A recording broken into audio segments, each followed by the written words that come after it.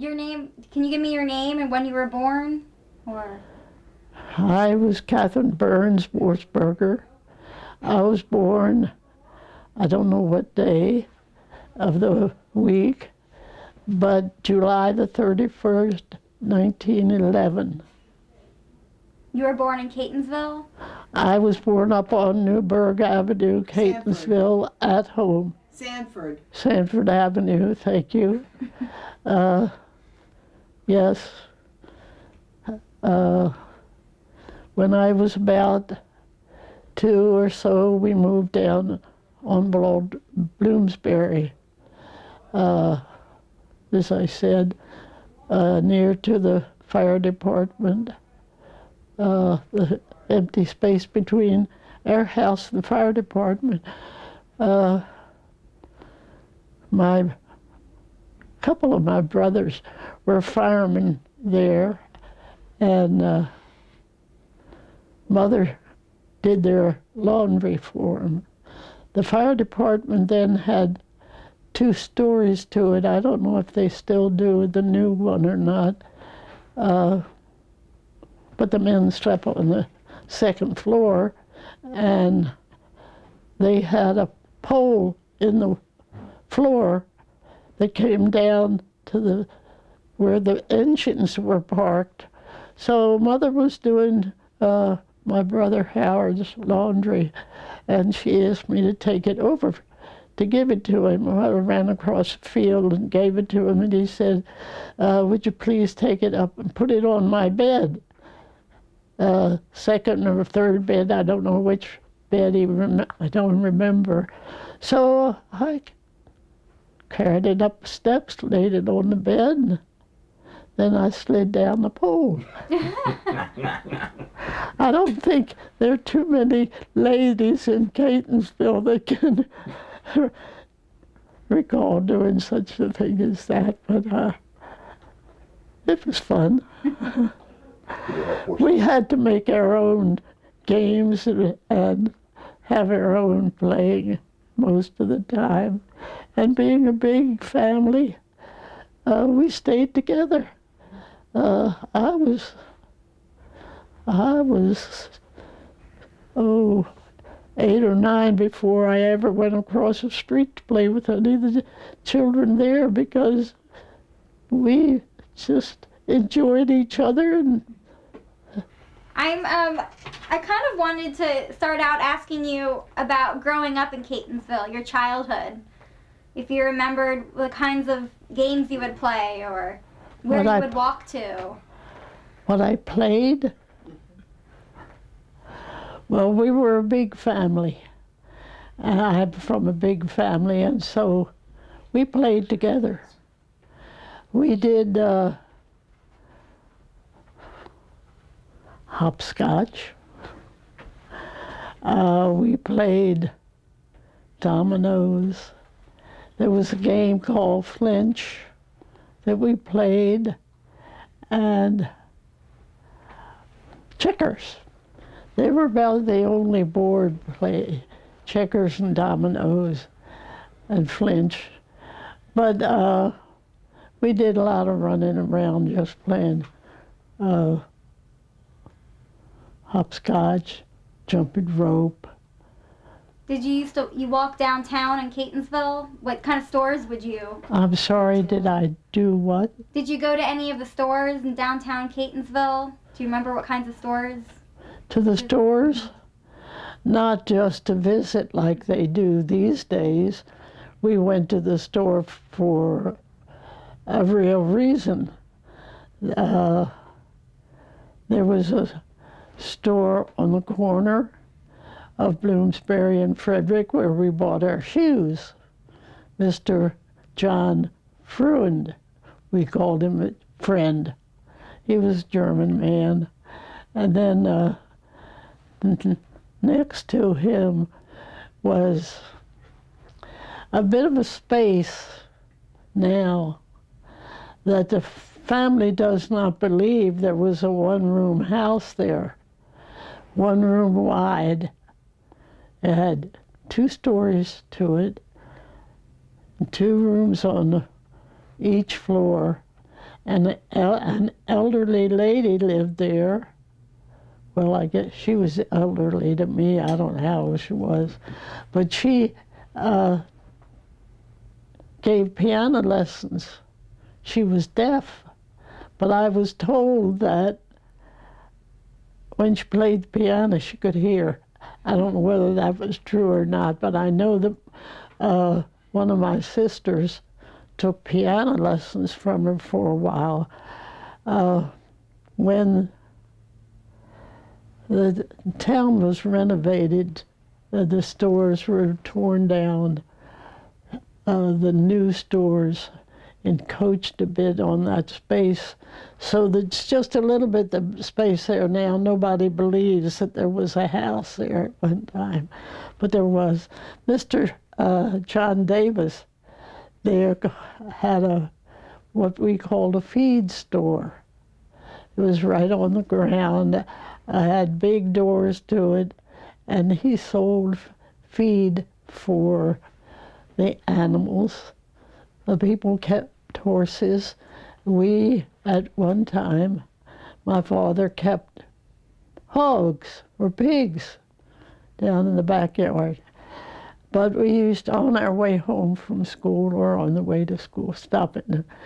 Mr. Davis, would you please weigh me? He had one of the big scales that moved the weights down, and he would weigh us. We ran to the store across the street. On the corner was Mr. Garber's store. He sold meats and groceries, and he had sawdust on the floor. It was an old-time place. As far as I know, it was just one room out front. You had a storage room, I guess, in the back. And there was next to it ladies' hats. Mrs. Buckingham had a hat store, and her windows were decorated with ladies' hats, and they were generally black with a feather or whatever as a trim.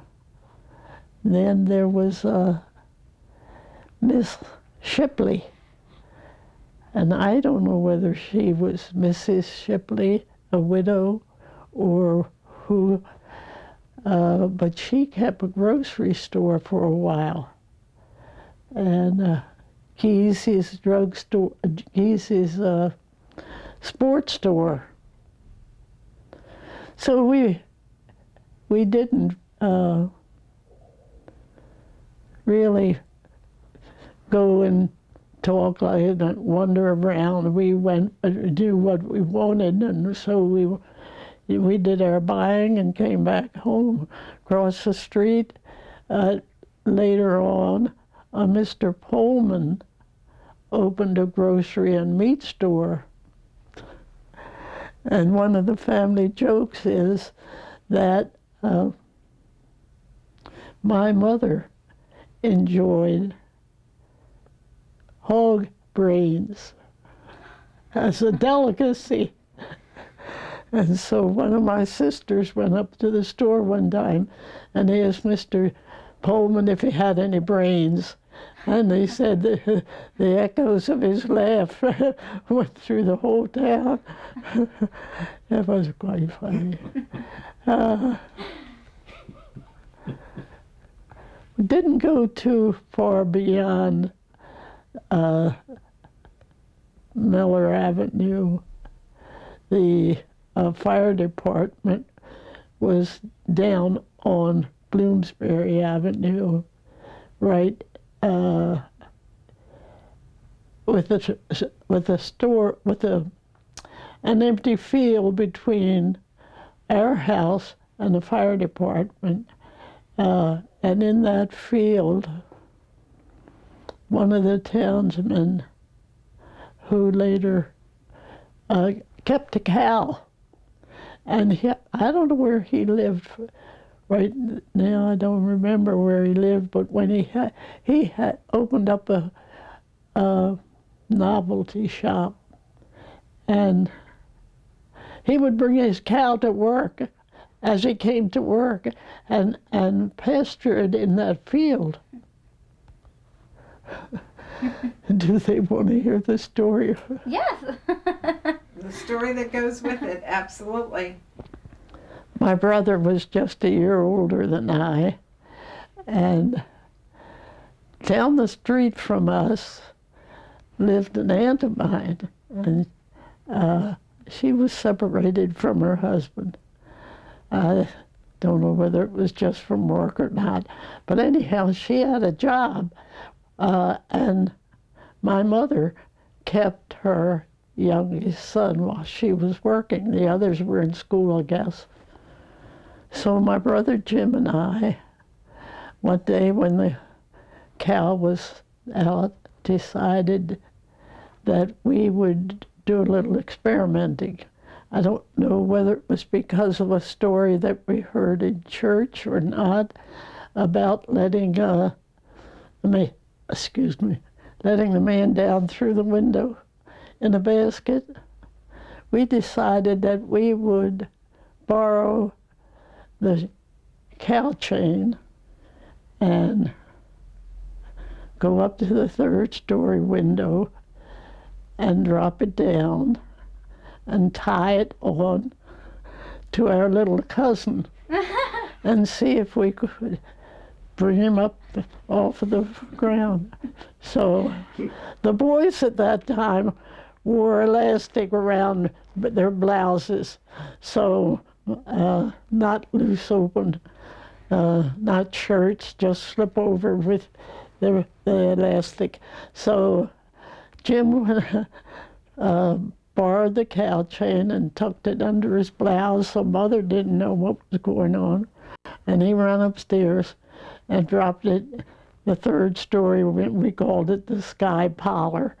He dropped the chain down, and then I was down at the bottom on the outside, and I tied it around the cousin and then ran back upstairs.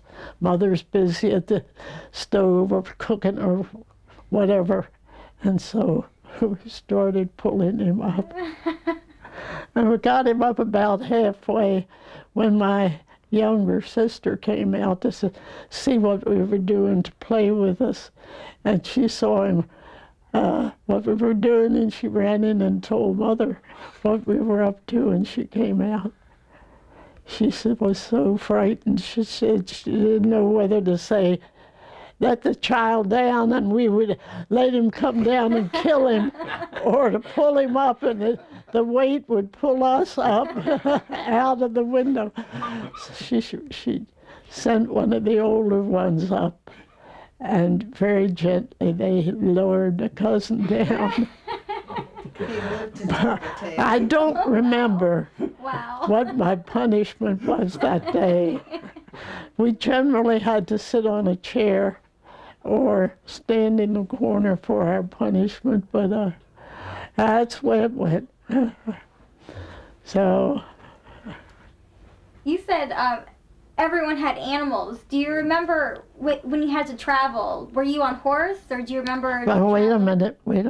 Do I remember what? Did you travel on a horse, or do you remember traveling on a trolley? No, we never had a horse.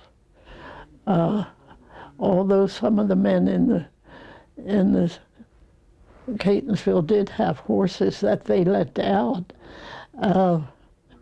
We had about 3/4 of an acre of ground in the house where we lived, and so my father had a big garden, and he would hire the horses to do the plowing.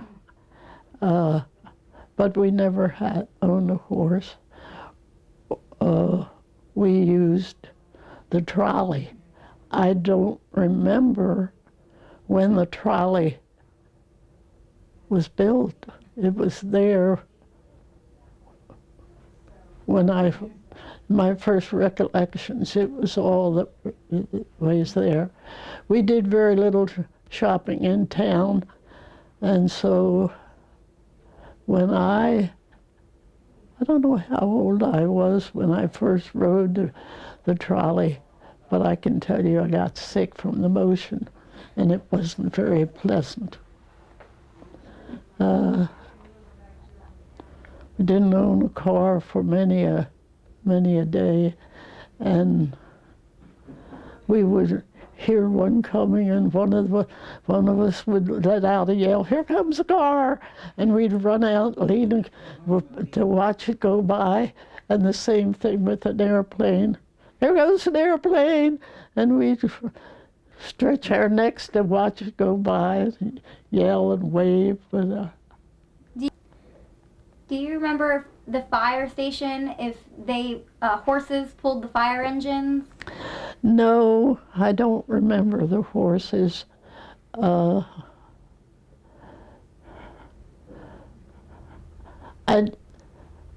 don't think I do. I don't know whether it's actual remembering the things themselves or the hearing the story about them. I remember hearing the story that when we had the motor engines, and one of the men was driving, ran into something on the way out. They weren't too well educated at the time about how to work the engines, I guess. So he had an accident bringing the fire engine out of the house. Later on, that became the home of the root beer company. And then it became divided into homes. People lived there, upstairs and down, and got to be pretty wild. After I was grown and married, I moved right across the street on Bloomsbury Avenue, diagonally across from where I lived, and directly across from the old fire department. And it got to be pretty wild. So after I lived there, married and lived there for 67 years, decided it was time to move out. So I put myself up for auction.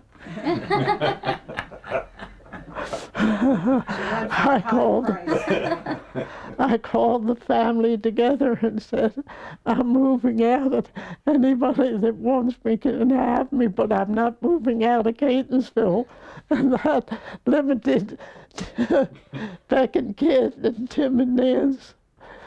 And Tim says, we'll take you, Mother." So I've been here for about 12, going on to 13 years, and it's been wonderful. My family are so wonderful and giving and loving and caring, and I think if they could breathe for me, they would do it. Well, enough about us, more about you. I don't know what you said, but I guess it's better that I didn't hear it, maybe. I wanted to ask real quick, do you remember when you were growing up any childhood diseases or Any childhood diseases or the influenza? I didn't hear. Do you remember if any children, I know you had some siblings that passed away, do you remember childhood diseases or influenza or polio? Oh, yeah. We had measles, and we had whooping cough.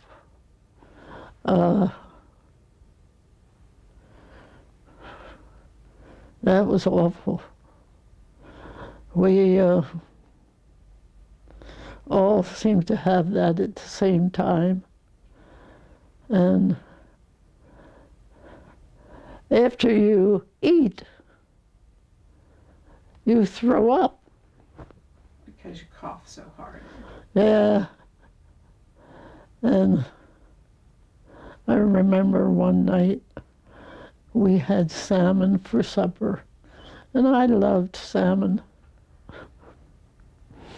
And after supper was over, we had breakfast, dinner, and supper. After supper was over, oh, I got so sick. And I regurgitated. That salmon came up, and I remember saying, "Daggone it, I wanted that salmon."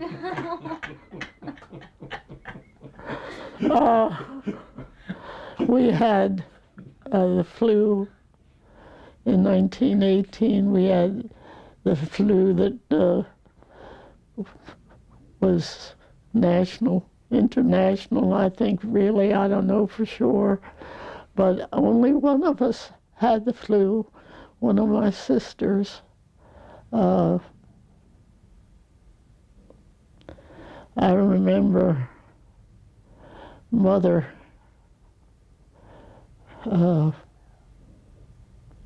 with the tea kettle, filling it with and letting it get very, very hot, and then taking the lid off, let it steam to keep our breathing section free and open. I guess that's... What about the town when there was the flu, or other family members when there was a flu epidemic? I don't know. As I say, we were a family that stayed home, and so I don't know for sure. I heard later when a family moved into the old fire department, the Connors, how Ann Connor's mother died, and the father had to make the coffin because the flu was at such epidemic of proportions that they didn't have time to make coffins, and her father had to make the coffin for her mother. But I don't remember anything else about it. Do you remember World War I? I remember World War I because my oldest brother served in World War I. His buddy, Rob Hiltz, was a year or so older than he, and he had signed up to enter the war, and so my brother jacked his age up a bit, a year or so, and he signed up too. And he was at Camp Meade training, and that's where another of our family stories still linger on. He when he was in training, he would get a weekend off sometimes, but he wouldn't know about it ahead of time, and so Mother always left the back door of the house unlocked for him to come home, come on in for the night and spend the weekend with us. So she had left it open.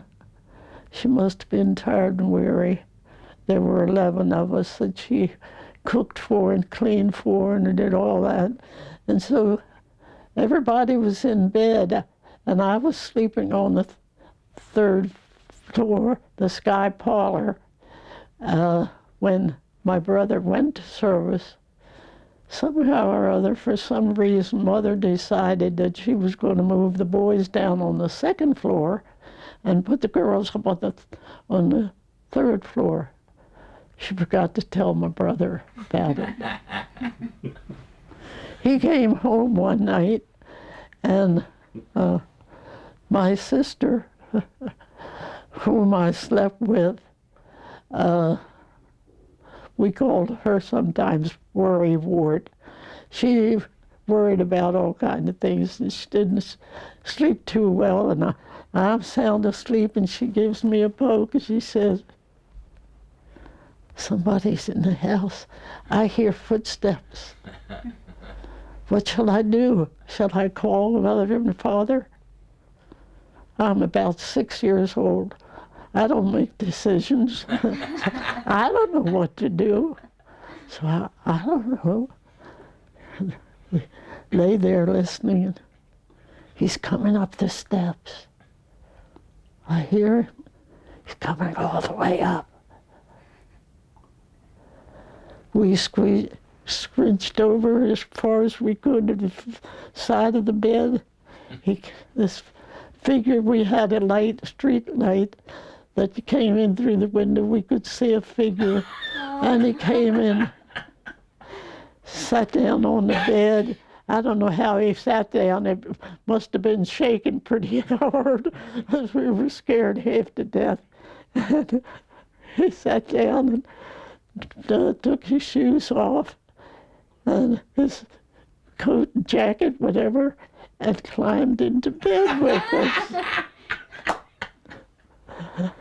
We lay there shivering all night long, and as soon as it got daylight, we could see who it was.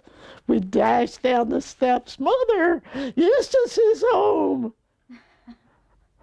He's in bed, upstairs in bed." "Well, why didn't you call me and let me know he was home?" And my sister said, "Well, when he knelt down and said his prayers, we weren't as scared as we were before, so we just let him stay there till morning." So that story lingers on.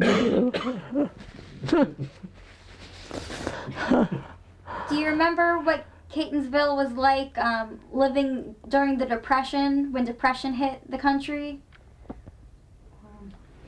Yeah, but I can take you back to the war a little bit first. Sure. We were very, very patriotic, and there were songs. French and English countries belonged to the Allies, so we heard their songs as well as our own. And the Lord gave me a memory for songs and poems. And I still remember World War I songs. I made a tape of them not too many years ago when I could sing, and of the World War I songs, there is, or was, down near Fort Meade, one of only two memorial stations or whatever of World War I. So I gave them a copy of the songs that we sang, but we had what they called a service flag. It was a blue star in a field of red and white. And you were given one of those, and you put it in your window to let the world know that you were patriotic and you were serving in the war. So I can still remember all of those songs of World War I. I also remember one of World War II, when Kit was in service, and one of the songs that we sang fitted Kit so well. Becky was living in Catonsville at the time. She had 2 girls and a boy, and No, I was expecting.